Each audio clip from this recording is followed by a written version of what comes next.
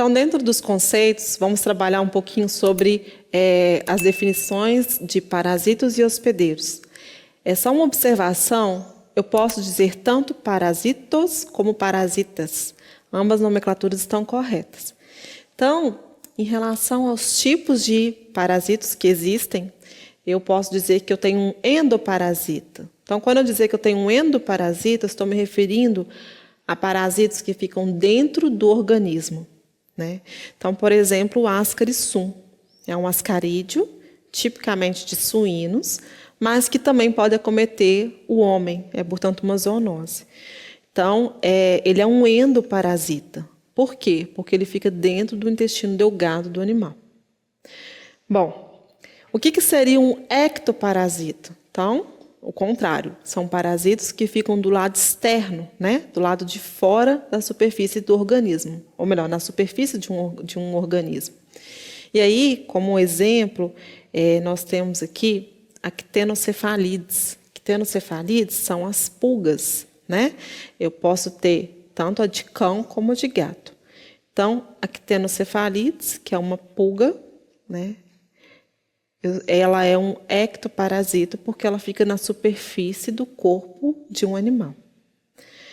O que seria um parasita obrigatório? Um parasita obrigatório é o parasito que obrigatoriamente ele tem que estar com o seu hospedeiro, seja dentro ou fora, né? Então, aqui como exemplo, a facíola hepática. A facíola hepática é um parasito de bovinos, é também uma zoonose, mas que fica especificamente no sistema porta-intrahepático de bovinos. Então, obrigatoriamente, para a sua sobrevivência, ela tem que estar dentro do seu hospedeiro. O que seria um parasito facultativo? E o que seria um parasito facultativo?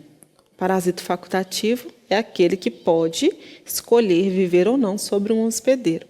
Então, por exemplo, aqui eu tenho uma sarcófaga, né, cujas larvas dessa mosca podem tanto sobreviver numa matéria orgânica, né, em decomposição ou não, uma matéria orgânica de uma forma geral, um alimento, fezes, etc., como também sobre um hospedeiro. Então, é facultativo. Bom, parasito acidental. Parasito acidental é um parasito que ele vai infectar determinado hospedeiro acidentalmente. Então, como exemplo aqui, nós temos o dipilídeo canino, que é um cestoide de cão, mas que ele pode acidentalmente acometer o ser humano. Obviamente, o ciclo não vai fechar, eu não vou ter o ciclo biológico completo, mas ele pode acidentalmente colonizar o ser humano e causando quadros transitórios, né? Bom, o que é um parasito temporário? Parasito temporário é aquele parasito que vai ficar parte do tempo sobre o seu hospedeiro. Normalmente, isso vai acontecer quando ele sobe, né? Ele se alimenta, ele sobe no seu hospedeiro, ele infecta para alimentar, depois ele abandona. Então, aqui, como exemplo de um parasito temporário, nós temos um amblioma, que é um carrapato de 3 hospedeiros, e que ele fica parte do tempo no hospedeiro, ou seja, temporariamente. Ele sobe para se alimentar, depois ele abandona o hospedeiro para fazer a modificação de estágio. Então, é um parasito temporário.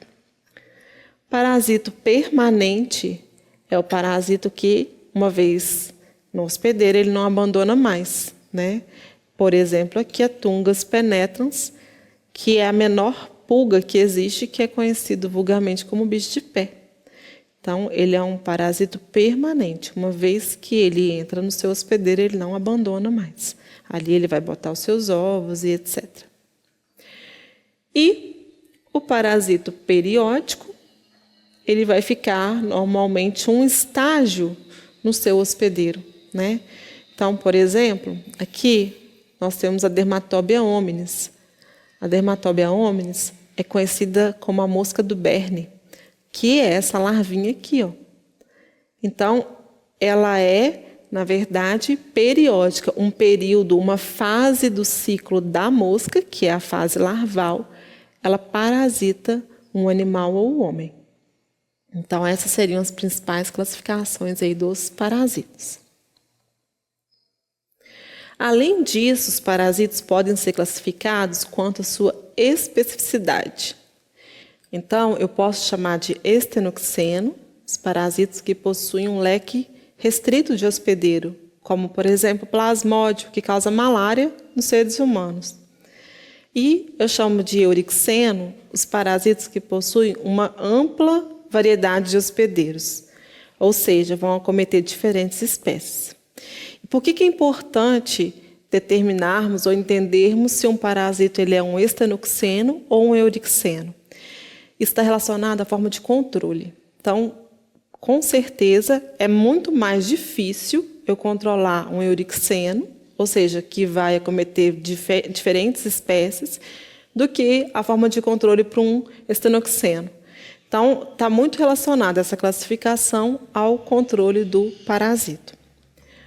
Assim como os parasitos, os hospedeiros também recebem uma classificação. Então, nós definimos como hospedeiro definitivo aquele hospedeiro que possui a forma final, ou seja, a parte onde acontece a multiplicação sexuada de um parasito. Já o hospedeiro intermediário é o hospedeiro que vai albergar, vai receber o parasito, e normalmente é onde vão acontecer os estágios intermediários, ou seja, as formas assexuadas de reprodução. O hospedeiro temporário é aquele hospedeiro que vai abrigar o parasito por um período específico, né? Então, não necessariamente todo o ciclo, mas parte do ciclo, ou somente durante uma fase do parasito, ou seja, fase larval ou ninfa, né? E uma outra nomenclatura contra o hospedeiro é o hospedeiro paratênico ou de transporte. O que seria um hospedeiro paratênico de transporte?